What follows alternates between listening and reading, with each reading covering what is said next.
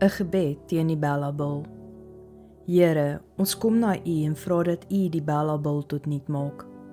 Ek tree in vir elke goddelike ouer wat nog hulle kinders beskerm teen die vyand se invloed. Here, hierdie wet wat ingekom het is om U kosbare skatte, die kindertjies, te steel. Ek vra in nederigheid, Vader, sit U hand van beskerming oor elke kind in ons land, asook elke ouer wat U hierdie kinders aan toevertrou het. Beskerm asseblief U kinders van hierdie ongoddelike regering wat U skatte probeer verwoes. Here, U is in beheer en ons dank U dat ons op U kan vertrou vir 'n uitweg en laat ons in die naam van Jesus kan vra en vertrou, U hoor ons. In Jesus se naam, amen.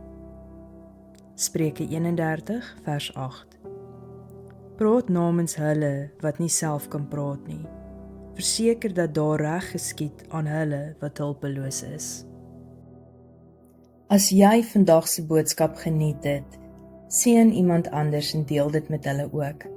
Ek hoor graag van jou, so deel asseblief in die kommentaar as dit vir jou iets beteken het.